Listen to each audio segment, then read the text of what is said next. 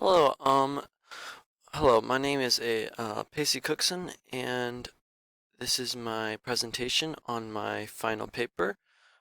So I chose to study the negative effects of colonization uh, on the natives of America and the effective ways to help heal these communities.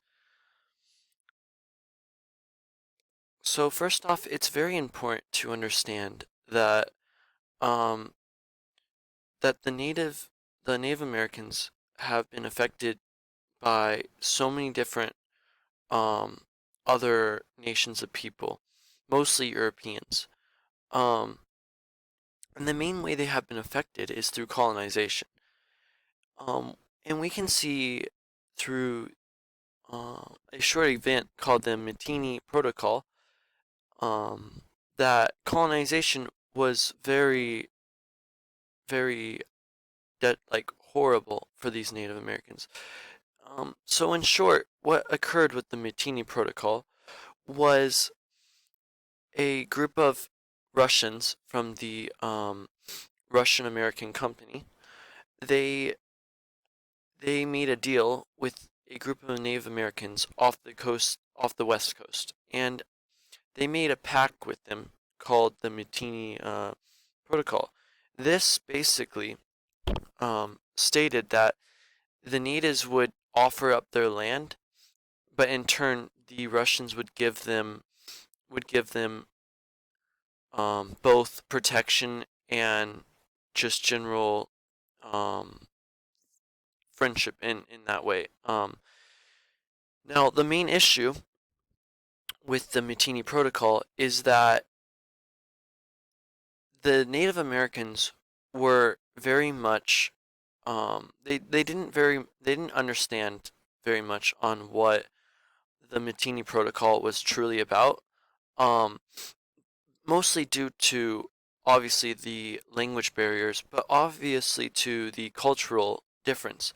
For a lot of the Native American nations, they sought they sought peace with kind of just gifts and understanding, and they didn't really understand fully what the Russians were exactly doing.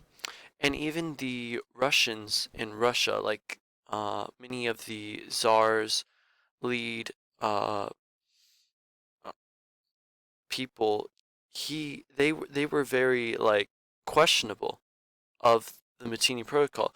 Um, they even they even thought that this was somewhat suspicious because the natives didn't understand fully, and the RAC, the Russian American Company, at that colony it was called Ross. It was called Ross, and it was a colony built on Cashayo Pomo land, and or the land was called Matini. Sorry, yes, but those were the natives, the Cashayo Pomo, and they basically they tried to use this agreement as means of, look, hey, we got the land, we got the land by our own terms, but even the people close to the Tsar um, in Russia, they very much saw this as, no, this isn't right.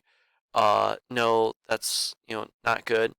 And so, what basically ensued was the uh, the Spanish, who also was conquering the West Coast, they slowly moved up over the West Coast. And the main reason why the Russians tried to do this was so that they would have a footing in the West Coast of America, obviously. Um, and this is the horrible effect of colonization. You had the Spanish in the West Coast, and in places like Central, South, and North America on the West Coast, and you had the British and French on more of the East Coast and Middle America, and also in Canada, obviously. So Russia wanted in on the mainland of North America, and so they tried to do this. But the result was it didn't the colony didn't last long. The Spanish eventually were able to drive out the Russians. Many native lives were lost, mostly due to the Russians being very obviously horrible in terms of protecting their own people instead of the natives, and putting the natives in situations that would lead them to a lot of casualties, and it's very, very sad. So yes, the Matini Protocol, a horrible, horrible showing of how bad colonization can be. Now, also, along with the Russian American company, when they came to Alaska, because they had main colonies in Alaska, these colonies were very much like they were a lot different. Okay, so a lot more trade was occurring. The Russians were able to trade with more European nations through Alaska trade routes. Um, and the problem came in when the natives of the land saw the Russians drinking alcohol. And the problem is that the Russians drank the alcohol, and the natives got curious. And so eventually over time what occurred was when the Russians would pay the natives for labor and for services, they would pay them in alcohol like rum and vodka. And the issue with this was the natives would ultimately suffer because now they would have a issue with alcoholism, and alcoholism in any community is horrible, and we have seen horrible detrimental effects to that, and we can still see the horrible effect of alcoholism. Sorry about that. Of alcoholism in Native communities, and it's very much problematic. And this mostly stems back to the Russian colonization of Alaska. So that, in short, was just a tiny bit history of what I studied or researched on the Russian colonization of Alaska and a little bit of the West Coast. Now, historical trauma is very important. Historical trauma, in terms, is basically um, it's basically a sort of uh, PTSD, you could say, except it's more of through time and through the history of a certain group of people. And in terms of natives, natives were very much affected by historical trauma. They have been affected by it, and they're still affected by it. Much of their cultures have been changed. Much of their religious practices, their artistic practices, um, everything from that to leadership has been affected from colonization, and it has transferred into historical trauma. Now, um, obviously, like I said, colonization is a huge factor into producing historical trauma on Native communities. And luckily, researchers have slowly over time figured out various healthy ways to help the Native communities through historical trauma. Um, in many ways, such as really bringing back their culture and making it seem, you know, like removing that stigma from their culture and bringing it to more of the general populace has been very effective. And it really opens up their culture and it brings it back. It really puts in a better light than it has been. And so, again, historical trauma is a very, very horrible thing. And it's very sad that, you know, cultures, just like the native communities, have been affected by it. But even more, there's other factors, and I'll go over that right now. Next, this is another part. Before I go over one of the main issues of historical trauma, but this is one of the biggest problems with historical trauma is the effects of it, and one of the major effects that we can see through statistical data is a huge rise in youth suicide. And some of the stats I found in research was that the native youth from ages from 15 to 24, which make up 20% of the native population in the U.S., that that is crazy. That okay, 20% of the native population is youth, and a majority of them have been affected by depression and suicide, and a lot of this stems through stressors. One of the main articles by Zim Miles, that is the author, They state that stressors, which are events, conditions, challenges, or experiences that adversarially affect an individual or group's interactions with their environment, they really affect the native communities. These stressors can be part of an everyday life cycle for these native youth, either through education, which I will talk about in a second, through education, through community, very different. There might be discrimination, some racial discrimination, some prejudice. There also might be a cultural discrimination because a lot of the native cultures aren't very represented in the general culture of the United States.